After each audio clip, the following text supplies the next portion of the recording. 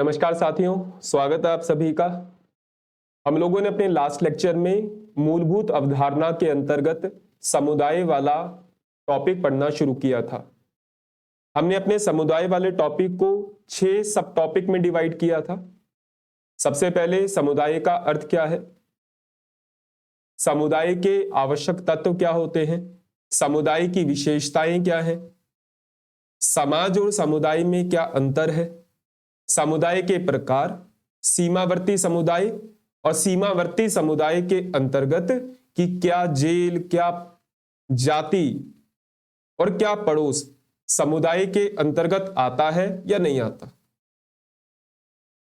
बच्चों के दिमाग में एक छोटा सा सवाल होता है जो बड़ा मैंने महसूस किया, आंसर राइटिंग। और दूसरा सवाल होता है कि सिनॉप्सिस कैसे बनाने हैं, शॉर्ट नोट्स कैसे बनाने हैं।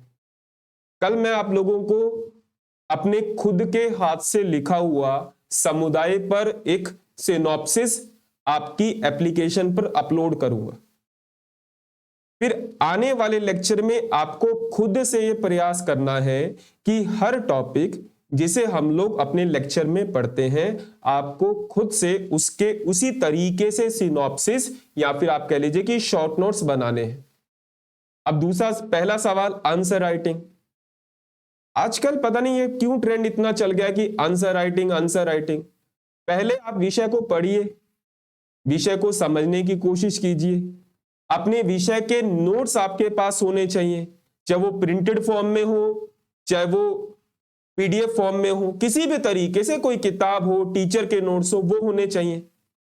और उसके बाद आपके द्वारा उस नोट्स के, जो आपके पास नोट्स है, उसके हर टॉपिक के आपके खुद के हाथ के द्वारा तैयार किए गए सिनॉप्सिस होने चाहिए।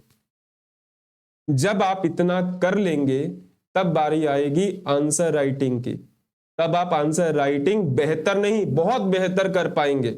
इतनी बेहतर कर पाएंगे कि शायद ही कोई इतना विद्यार्थी कर पाए। अब बच्चा घर से, गांव से इंदौर आया कि भाई एमपीपीएससी की तैयारी करनी है और सीनियर ने बोल दिया कि आंसर राइटिंग करनी पड़ेगी। कोचिंग में चल रहा है कि आंसर राइटिंग करनी पड़ेगी। आंसर राइटिंग करने के लिए आपके पास नॉलेज होना चाहिए, आपके पास एक आधारभूत समझ होनी चाहिए, आपके पास उस टॉपिक के नोट्स होने चाहिए, उस नोट्स के आपने सिनॉप्सिस बनाए हो, और उसके बाद आपसे कोई भी सवाल पूछ लिया जाए आप लिख दोगे। मैं गारंटी देता हूं आप लिख दोगे। आज मैं समुदाय वाला टॉपिक कंप्लीट कर रहा हूं। समुदाय की पीडीएफ मैं आपको आज शेयर कर दूंगा एप्लीकेशन के अंदर। और उस समुदाय के टॉपिक, हालांकि जो आपको पीडीएफ नोट्स मिलेगा वो 5-6 पेज का होगा, लेकिन उस 5-6 पेज को आपको एक पेज में कैसे करना है, उसका सिनॉप्सिस कैसे बनेगा, वो मैं खुद अपने हाथ से बनाकर आपकी एप्लीकेशन पर अपलोड करूंगा। बाकी आपकी इच्छा। देखो, मेरा काम है कि आप मुझसे जो भी विषय पढ़े, उस विषय में आपकी एक बेहतर कमांड होनी चाहिए, आपको उस विषय में डर नहीं लगना चाहिए, और उस विषय में आपके सबसे बेहतर अंक आने चाहिए। बस मेरा यह प्रयास है। चलिए शुरुआत करते हैं, एक बार रिवाइज करते हुए चीजों को आगे बढ़ते हैं। हम लोगों ने बात की थी कि समुदाय वाले टॉपिक में ये सारे के सारे सवाल हमसे बनने चाहिए। हमने स्टार्टिंग इसी बात से की थी कि समुदाय को अंग्रेजी में कम्युनिटी कहते हैं। कम्युनिटी लैटिन भाषा के 2 शब्दों से मिलकर बना है, जिसका मूलतः भावार्थ होता है कि साथ साथ मिलकर सेवा करना। लेकिन कम्युनिटी क्या होती है? कम्युनिटी का मतलब होता है कि व्यक्तियों का एक ऐसा समूह जो एक निर्धारित भौगोलिक क्षेत्रफल पर रहते हैं, जो किसी एक उद्देश्य के लिए नहीं बल्कि सामान्य उद्देश्य के लिए काम करते हैं और अपना पूरा संपूर्ण जीवन वहीं व्यतीत करते हैं। फिर आखिरी में 2 नंबर में सवाल आए कि समुदाय का अर्थ क्या है। समुदाय सामाजिक जीवन में भागीदार लोगों का एक ऐसा समूह है जो निश्चित भौगोलिक क्षेत्र में रहता है और जिसमें सामुदायिक भावना पाई जाती है। ये हम लोगों ने पढ़ लिया, मैं केवल रिवाइज करवा रहा हूं। उसके बाद फिर हमने पढ़ा कि समुदाय के लिए 3 आवश्यक तत्व होते हैं। पहला होता है व्यक्तियों का समूह, दूसरा होता है निश्चित भौगोलिक क्षेत्रफल और तीसरा होता है सामुदायिक भावना। इन तीनों का होना आवश्यक है, अगर एक भी तत्व अनुपस्थित है तो आप उसे समुदाय नहीं कहेंगे।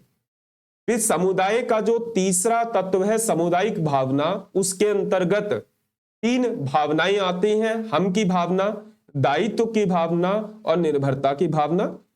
फिर हमने ये भी बात की कि 2 विद्वान हैं, मैकाइवर एवं पेज और किंग्सले डेविस। इनके अनुसार समुदाय के 3 नहीं बल्कि 2 तत्व होते हैं, स्थानीय क्षेत्र सामुदायिक भावना और दूसरी तरफ प्रादेशिक निकटता और सामाजिक संपूर्णता। फिर हमने समुदाय की विशेषताएं पढ़ी। 9 विशेषताएं प्रमुख रूप से होती हैं और यहां पर जो विशेषताओं का क्रम है, इस क्रम में ही आपको एग्जाम में लिखना है।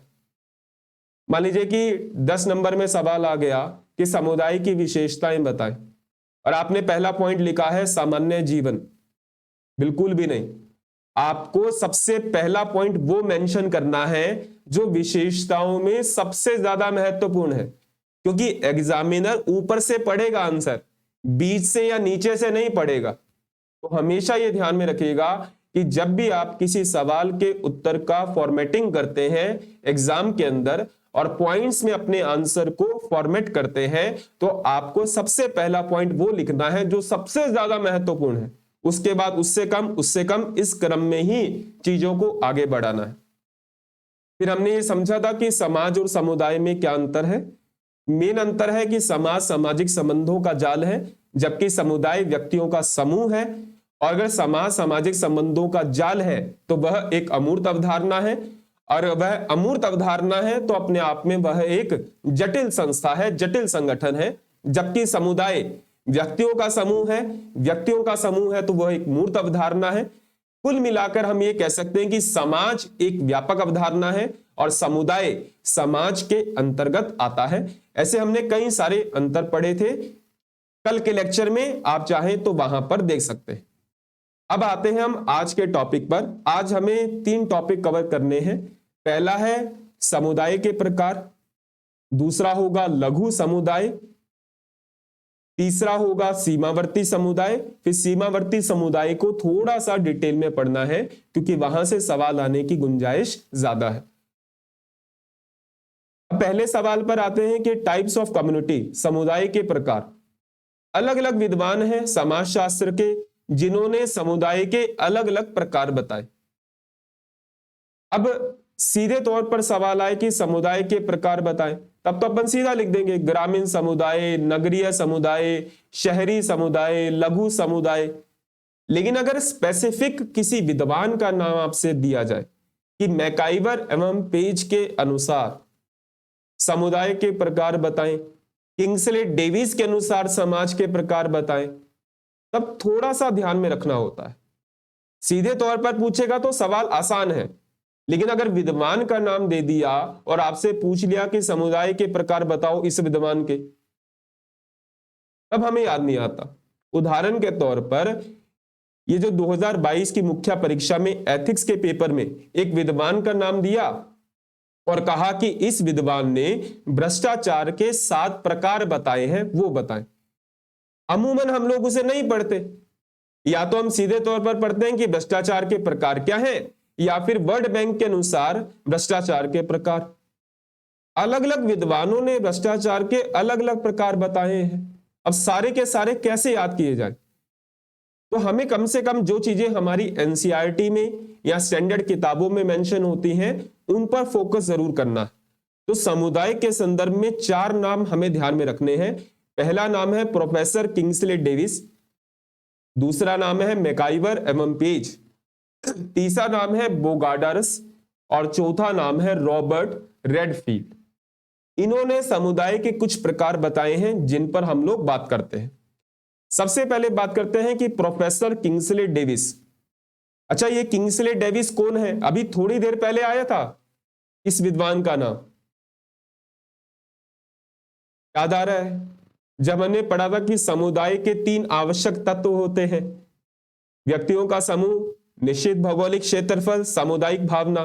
लेकिन 2 विद्वान ऐसे थे जिन्होंने कहा कि 3 नहीं भाई 2 होते हैं। एक थे मैकाइवर एवं पेज और दूसरे थे किंग्सले डेविस।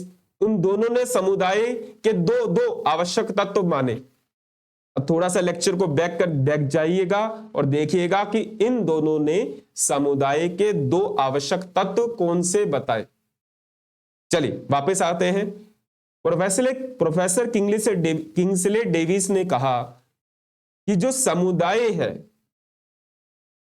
उसका वर्गीकरण करने के लिए, यानी समुदाय के प्रकार बताने के लिए 4 विशेषताओं को आधार बनाया जाता है। प्रोफेसर किंग्सले डेविस ने ना केवल समुदाय के प्रकार बताए, बल्कि उन्होंने यह भी बताया कि ये जो समुदाय के अलग अलग टाइप होते हैं, इन टाइप को देखने के लिए हम 4 विशेषताओं को आधार बनाते हैं। पहला उन्होंने बोला जनसंख्या का आकार। जनसंख्या कम है कि ज्यादा है? अगर जनसंख्या कम है तो वो ग्रामीण समुदाय होगा, जनसंख्या ज्यादा है तो वो नगरीय समुदाय होगा। यानी जनसंख्या के आकार पर तय होता है कि समुदाय कौन सा है। दूसरा, समुदाय के चारों ओर के प्रदेश का विस्तार, संपत्ति एवं आबादी। यानी जिस समुदाय की हम बात कर रहे हैं उस समुदाय के चारों ओर किस प्रकार की जनसंख्या है, वहां की आबादी कौन सी है, वहां पर संपत्ति का क्या स्टेटस है, उसके आधार पर भी समुदाय के प्रकार को डिफाइन किया जाता है। तो किंग्सले डेविस कहते हैं कि मैं 4 विशेषताओं के आधार पर समुदाय के 2 प्रकार के प्रकार बताता हूं। तो पहली विशेषता बताई जनसंख्या का आकार, दूसरी बताई उस समुदाय के चारों ओर का प्रवेश, तीसरा संपूर्ण समाज में समुदाय के कार्य। जो पूरा समाज है उस समाज में समुदाय कैसे कार्य कर रहा है, क्या वो एग्रीकल्चर काम कर रहा है, कृषि कार्य कर रहा है, या फिर वह मशीनी कार्य कर रहा है। और चौथा, समुदाय के संगठन का प्रकार। समुदाय के संगठन के प्रकार का मतलब है कि समुदाय बड़ा है या छोटा है। तो डेविस साहब ये कहते हैं कि 4 विशेषताओं के आधार पर समुदाय के अलग अलग प्रकार हो सकते हैं। उन्होंने समुदाय के 2 प्रकार बताए, एक आदिम समुदाय और दूसरा सभ्य समुदाय, और ग्रामीण समुदाय और नगरीय समुदाय। तो किंग्सले डेविस के अनुसार समुदाय 4 प्रकार के होते हैं, आदिम, सभ्य, ग्रामीण और नगरीय। और ये 4 उन्होंने कैसे बताए, उपरोक्त 4 विशेषताओं के आधार पर। अब दूसरे व्यक्ति का नाम है मैकाइवर एवं पेज। मैकाइवर एवं पेज ने समुदाय के 2 आवश्यक तत्व बताए थे और इन्होंने समुदाय के 3 प्रकार बताए। पहला ग्रामीण, नगरीय और क्षेत्रीय समुदाय। यानी ग्रामीण और नगरीय समुदाय ये डेविस ने भी बताए थे और मैकाइवर ने भी बताए, लेकिन डेविस ने सभ्य समाज और आदिम समाज भी बताया, इसने आदिम सभ्य नहीं क्षेत्रीय समुदाय की बात कही। फिर एक विद्वान और हुए जिनका नाम है बोगाडर्स। इन्होंने पहले 3 वही सेम बताए, ग्रामीण, नगरीय, क्षेत्रीय, जो मैकाइवर ने बताए थे, लेकिन एक नया जोड़ दिया, राष्ट्रीय समुदाय। तो बहुत आसान है याद रखना, डेविस ने आदिम, सभ्य, ग्रामीण, नगरीय, मैकाइवर पेज ने ग्रामीण, नगरीय, क्षेत्रीय, और जो बोगाडर्स आए उन्होंने ग्रामीण, नगरीय, क्षेत्रीय के अलावा एक राष्ट्रीय समुदाय भी बताया। लेकिन इन तीनों विद्वानों की तुलना में अगले विद्वान का नाम ज्यादा महत्वपूर्ण है, क्योंकि उन्होंने कंसेप्ट दिया लघु समुदाय। आपसे 2 नंबर में, आपसे 7 नंबर में पूछा जा सकता है कि लघु समुदाय क्या है। तो सबसे पहली बात कि लघु समुदाय की अवधारणा रॉबर्ट रेडफील्ड के द्वारा दी गई, ये फैक्ट है, इसको याद रखना है। लघु समुदाय क्या है, ये तो नाम से थोड़ा बहुत स्पष्ट हो रहा है, छोटा समुदाय, जनसंख्या कम होगी, क्षेत्र छोटा होगा। लेकिन सबसे बड़ा फैक्ट क्या है कि लघु समुदाय की जो अवधारणा है वो किसने दी, रॉबर्ट रेडफील्ड ने दी। उनका विचार है कि मानव समाज का लगभग 3/4 समुदाय, यानी अगर जितनी भी आबादी है उसका 3/4 आबादी लघु समुदाय के अंतर्गत रहती है। और उन्होंने कहा कि लघु समुदाय की 4 विशेषताएं होती हैं।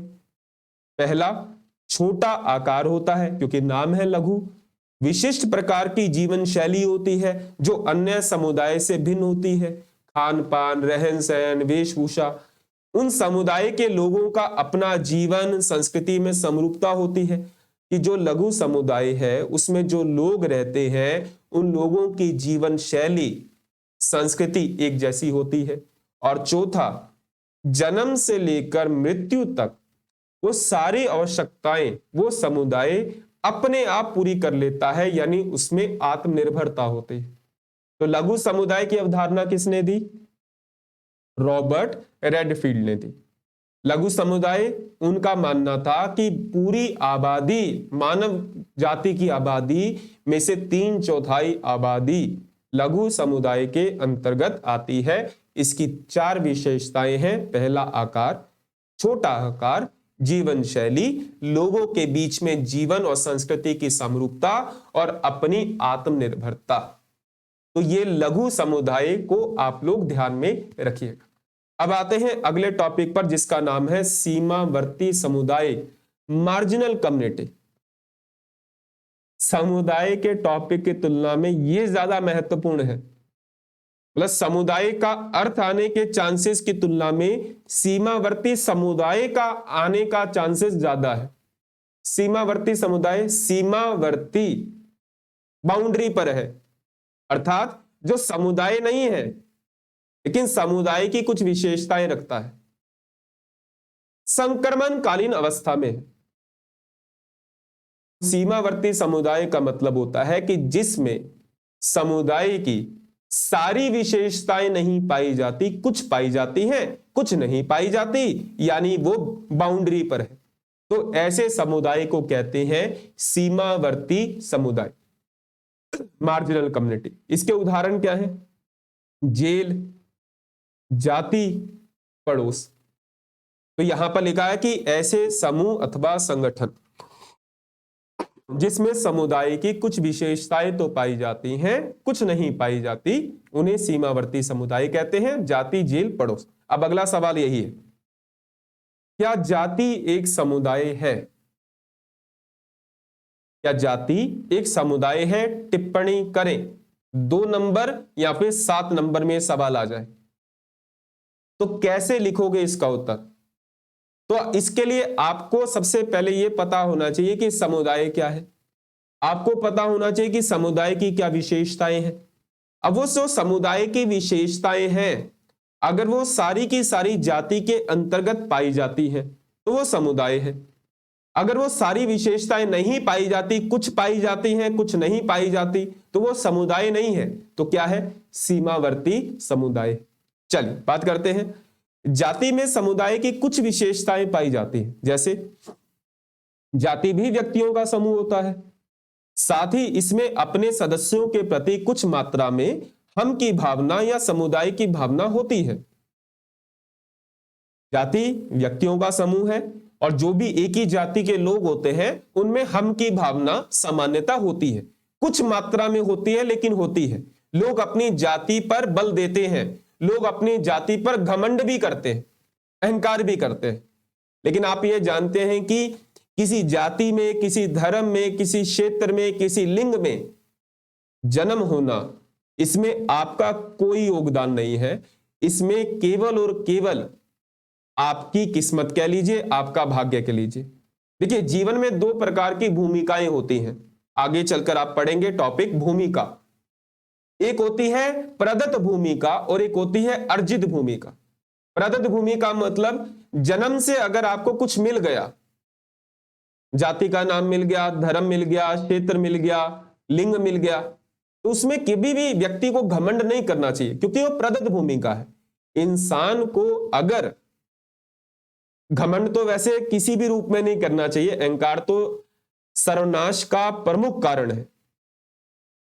अगर आपको अपने ऊपर प्राउड महसूस करना है तो जाति, धर्म, क्षेत्र, लिंग, भाषा का नहीं हो सकता क्योंकि उसमें आपका योगदान 0 है। अगर आपको अपने ऊपर प्राउड फील करना है तो वो होगा अर्जित भूमिका, जो आपने अर्जित की अपनी योग्यता के बल पर, अपनी क्षमता के बल पर, अपने गुणों के बल पर। तो सामान्यतः जाति में एक सामुदायिक भावना होती है, जाति के लोग आपस में मिलजुल कर रहते हैं। अमूमन प्रत्येक जाति का अपना एक विशिष्ट नाम होता है, ब्राह्मण, अग्रवाल, मतलब सबके अपनी अपनी जाति के नाम है। जाति सामान्यतः किसी विशिष्ट हित या उद्देश्य को लेकर नहीं, बल्कि अपनी जाति के सामान्य हितों को लेकर कार्य करती है। और जाति के कुछ नियम भी होते हैं, सामान्य नियम, और अगर कोई इनका उल्लंघन करता है तो उन्हें दंडित भी मिलता है। अपनी जाति से बाहर अगर आप विवाह करते हैं तो मना किया जाता है कि अपने जाति में विवाह करना है, अपनी जाति से बाहर नहीं करना, लेकिन अपने गोत्र में भी नहीं करना।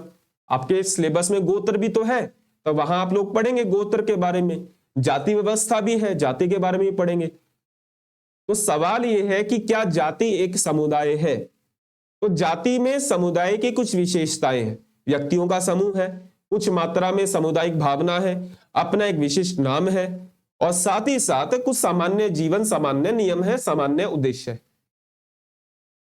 तो क्या जाति एक समुदाय है? अगर इन विशेषताओं को आधार माने तो जाति एक समुदाय है, लेकिन सारी नहीं है। उदाहरण के तौर पर निश्चित भौगोलिक क्षेत्र का जाति में पूर्णतः अभाव पाया जाता है। क्या ये जरूरी है कि निश्चित भौगोलिक क्षेत्र में एक ही जाति के लोग रहते हो? आज जाति के लोग हर जगह बिखर गए हैं, और समुदाय की आवश्यक तत्व है एक निश्चित भौगोलिक क्षेत्र में व्यक्तियों का समूह। तो जाति को समुदाय क्यों नहीं माना जा सकता? क्योंकि जाति विशेष के लोग एक निश्चित भौगोलिक क्षेत्र में ना रहकर बिखरे होते हैं। जाति का क्षेत्र विशेष के साथ संबंध नहीं होता, एक ही जाति के लोग विभिन्न क्षेत्रों में फैले होते हैं। इसके अलावा आज वर्तमान में एक जाति अनेक उपजातियों में बटी है, और ऐसी स्थिति में सामुदायिक भावना, हम की भावना जाति में केंद्रित ना होकर उपजाति में बढ़ जाती है, जिसकी वजह से जाति को समुदाय नहीं माना जाता। सवाल वापस से दोहराता हूं, क्या जाति एक समुदाय है? अगर है तो उसमें सारी विशेषताएं होंगी, अगर सारी विशेषताएं नहीं है, कुछ है, तो वो सीमावर्ती है। अब कौन सी विशेषताएं नहीं है? जाति विशेष के लोग बिखरे होते हैं। आज जाति अनेक उपजातियों में बट गई है, और इसलिए सामुदायिक भावना अपनी जाति में ना होकर उपजाति के प्रति हो गई है। जैसे अग्रवाल कम्युनिटी एक बहुत बड़ी कम्युनिटी है, लेकिन अग्रवाल के अंदर बहुत सारे लोग आते हैं, गुप्ता, गर्ग, बंसल, गोयल, मैं गोयल हूं, गोयल। अग्रवाल कम्युनिटी के प्रति अब कम हम की भावना है, अपनी उपजाति के प्रति बहुत ज्यादा भावना हो जाती है। अतः कुल मिलाकर जाति समुदाय ना होकर एक सीमावर्ती समुदाय है। अब अगला सवाल है कि क्या जेल एक समुदाय है? जेल वही जहां पर लोगों को बंद किया जाता है। तो क्या जेल एक समुदाय है? तो जेल व्यक्तियों का समूह है। जेल में लोग तो रहते ही हैं, साथ ही इसका एक निश्चित भौगोलिक क्षेत्र भी होता है। एक ही जेल होता है, वहीं पर लोग रहते हैं। अब ऐसा तो है नहीं कि जेल ट्रांसफर होता रहता है। अब जेल में कोई कैदी आ गया तो उसी जेल में रहता है। अब वो अलग बात है कि कैदियों को कई बार भेज दिया जाता है, लेकिन अमूमन जेल एक निर्धारित भौगोलिक क्षेत्रफल में होता है, और वहां पर लोग रहते हैं, यानी व्यक्तियों का समूह है। और ऐसा माना जाता है कि जेल में निवास करने वाले लोगों में कुछ मात्रा में सामुदायिक भावना होती है, यानी जितने भी चोर उचक्के क्रिमिनल्स हैं उनके अंदर हम की भावना होती है। एक विद्वान है मैकाइवर एवं पेज, उन्होंने कहा कि जेल एक समुदाय है। तो ध्यान में रखिएगा कि जेल को समुदाय किसने माना? मैकाइवर एवं पेज। क्यों माना? व्यक्तियों का समूह है, निश्चित भौगोलिक क्षेत्रफल है, सामुदायिक भावना है। और यही समुदाय के तीन आवश्यक तत्व हैं, व्यक्तियों का समूह, निश्चित भौगोलिक क्षेत्रफल, सामुदायिक भावना, तीनों है। और मैकाइवर एवं पेज कहता है कि इसलिए जेल एक समुदाय है। लेकिन जो बाकी समाजशास्त्री हैं उनका मानना है कि भाई नहीं, मैकाइवर एवं पेज गलत बोल रहे हैं, जेल एक समुदाय नहीं है। क्यों नहीं है? जेल के कैदियों में हम की भावना, जेल के प्रति अपनत्व या त्याग की भावना का अभाव पाया जाता है। कोई भी जेल को पसंद नहीं करता, और कुछ ऐसे हैं जो जेल को छोड़ना ही नहीं चाहते। जेल में दो प्रकार के कैदी होते हैं, जो जेल में रहना नहीं चाहते और दूसरे जो जेल को छोड़ना नहीं चाहते। यानी जेल में रहने वाले लोग, व्यक्ति दो अलग अलग प्रकार की भावनाओं से ग्रसित होते हैं, इसलिए जेल में हम की भावना सामुदायिक भावना नहीं होती। जेल में सभी सामान्य जीवन के भागीदार नहीं होते, सबका जीवन एक सा नहीं होता। किसी को कठोर कारावास मिलता है, कठोर दंड मिलता है, किसी को सामान्य दंड मिलता है, किसी के साथ अच्छा बर्ताव होता है, किसी के साथ बुरा बर्ताव होता है। तो जेल में रहने वाले सभी लोग एक जैसे नहीं होते, सामान्य जीवन के भागीदार नहीं होते। तीसरा, व्यक्ति के जीवन के सभी पक्ष जेल में अभिव्यक्ति प्राप्त नहीं कर पाते। अकेले रहते हैं, ना कोई परिवार का बंदा। अब वो बात अलग है कि पूरे परिवार ने कोई कांड कर दिया, बस सारे के सारे जेल में डाल दिए, तो बात अलग है, लेकिन अमूमन ऐसा होता नहीं है। तो जेल में वो अपना पूरा विकास नहीं कर पाते, अपनी अभिव्यक्ति नहीं कर पाते, सामान्य उद्देश्यों की पूर्ति नहीं हो पाती। जेल का स्वतः विकास नहीं होता। जेल तब बनते हैं जब अपराध होते हैं, सोच समझ कर बनाए जाते हैं। समुदाय कैसा होता है? स्वतः विकसित, अपने आप बन जाता है। लेकिन जेल को सोच समझकर योजना के तहत बनाया जाता है। और पांचवा, जेल में समुदाय के सामान्य स्थायित्व का अभाव भी होता है। सरकार किसी जेल को बंद कर सकती है, समाप्त कर सकती है, एक जेल को कहीं दूसरी जगह ट्रांसफर भी कर सकती है, तो स्थायित्व नहीं होता। इसलिए समाजशास्त्री मैकाइवर एवं पेज की बात से सहमत नहीं है। मैकाइवर एवं पेज जेल को समुदाय मानते हैं, लेकिन कुछ समाजशास्त्री नहीं मानते। क्यों नहीं मानते? तो ये कारण है। अगला सवाल है कि क्या पड़ोस एक समुदाय है? हम सभी पड़ोस में रहे हैं। आज तो चलो हम लोग सभी अपने घर से दूर हैं, लेकिन पड़ोस का अपना एक विशेष महत्व है। पड़ोसी के घर जाना, थोड़ी सी चाय, थोड़ी सी चीनी है, खेलने कूदने, बहुत सारे पड़ोस के अपने अपने यादें होती हैं। मेरी भी कुछ यादें हैं कि पड़ोस में हम लोग, हमारे यहाँ कलर टीवी नहीं हुआ करता था, पड़ोस में हुआ करता था, तो हम वहां जाकर कलर टीवी देखा करते थे। या फिर जब दशहरा आया करता था तो सभी पड़ोस के बच्चे मिलकर रामलीला का आयोजन किया करते थे। तो सवाल अब यह है कि क्या पड़ोस एक समुदाय है? पड़ोस व्यक्तियों का समूह है। पड़ोस में लोग एक लंबे समय तक निश्चित भौगोलिक क्षेत्रफल में रहते हैं। और क्या पड़ोस में सामुदायिक भावना है? चलिए इसे समझते हैं। आदिम समाजों में पड़ोस में समुदाय की सारी विशेषताएं होती हैं।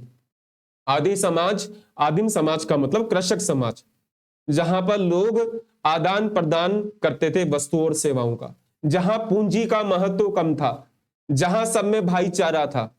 आज जनजातीय समुदायों को सामान्यतः आदिम समाज कह दिया जाता है। तो समाजशास्त्री ये मानते हैं कि जो आदिम समाज था, कृषक समाज था, वहां पर पड़ोस समुदाय था। लेकिन कुछ गांवों में पड़ोस आज भी समुदाय है, परंतु आज उनकी संख्या कम होती जा रही है। पहले पड़ोस एक निश्चित क्षेत्र में पीढ़ी दर पीढ़ी निवास करने वाले परिवारों का एक समूह था, जिसमें सामुदायिक भावना थी। यानी एक पड़ोस के अंदर, एक क्षेत्र में लोग पूरी पीढ़ी दर पीढ़ी, परदादा, दादा, माता पिता, बच्चे, उनके बच्चे, पूरी पीढ़ियां वहीं रह रही थी। और जब एक लंबे समय तक बहुत सारे लोग लंबे समय तक एक जगह निवास करते हैं, तो वहां पर सामुदायिक भावना आ जाती है। लेकिन सवाल यह है कि क्या वर्तमान में पड़ोस एक समुदाय है? तो आधुनिक जटिल नगरीकृत समाजों ने पड़ोस को समुदाय मानने से मना किया। पहला, यहां सभी व्यक्तियों की विभिन्न आवश्यकताओं की पूर्ति नहीं हो पाती।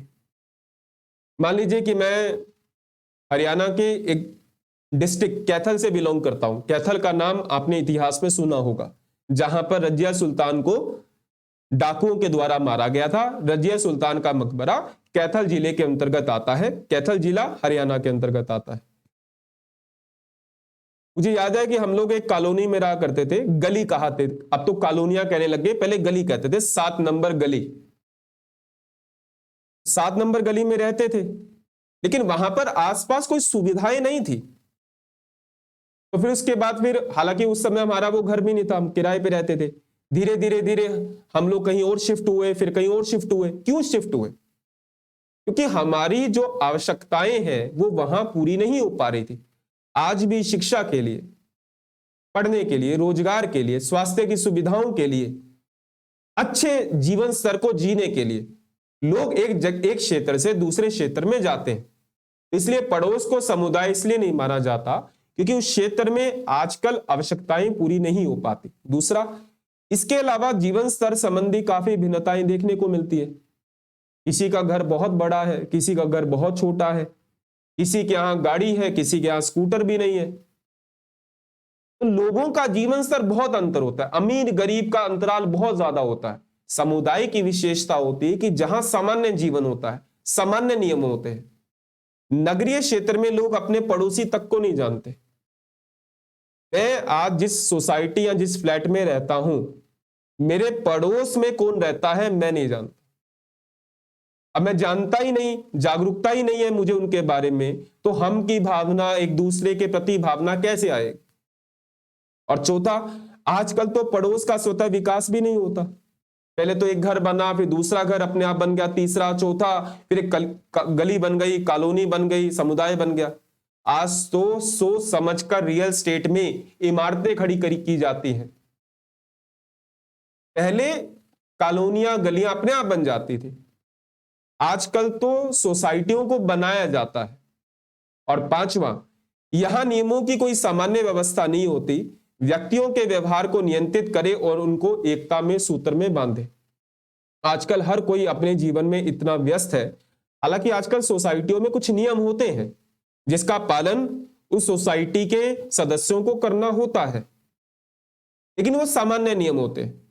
सामान्य नियम होना समुदाय की विशेषता है, तो ये मिल गई विशेषता, सामान्य नियम है, लेकिन कोई एकता, हम की भावना नहीं है कि सब लोग एक दूसरे की जरूरतों को पूरा कर रहे हैं। और दूसरा, जहां पर ये सामान्य नियम है उसका विकास, स्वतः विकास हुआ ही नहीं। वो तो सोच समझकर किसी रियल स्टेट के बंदे ने इमारत खड़ी कर दी। इसलिए कहा जाता है कि पड़ोस आज एक समुदाय नहीं है। और उसका कारण क्या है, ये 5 कारण दिए जाते हैं। तो आज के लेक्चर में हमने अपना समुदाय वाला टॉपिक कवर किया। हम लोग मूलभूत अवधारणा के अंतर्गत समाज पहले पढ़ चुके हैं। आज हमने समुदाय वाला टॉपिक किया। समुदाय की पीडीएफ आप लोगों को आज एप्लीकेशन पर मिल जाएगी, लेकिन समुदाय के सिनॉप्सिस कैसे बनाने हैं वो आपको कल मिलेंगे, क्योंकि वो मैं खुद आपको बनाकर शेयर करूंगा ताकि आप चीजों को समझ पाएं कि केवल पीडीएफ नोट से काम नहीं चलेगा। आपको अपने टॉपिक की एक बेहतर समझ होनी चाहिए, आपके पास उसका नोट्स होना चाहिए, और फिर आप समझ और उस नोट्स के बेस पर अपने सिनॉप्सिस या शॉर्ट नोट्स बनाएंगे और एग्जाम में वही काम आएंगे। ठीक है, हम लोग मिलते हैं कल। जय हिंद, जय भारत।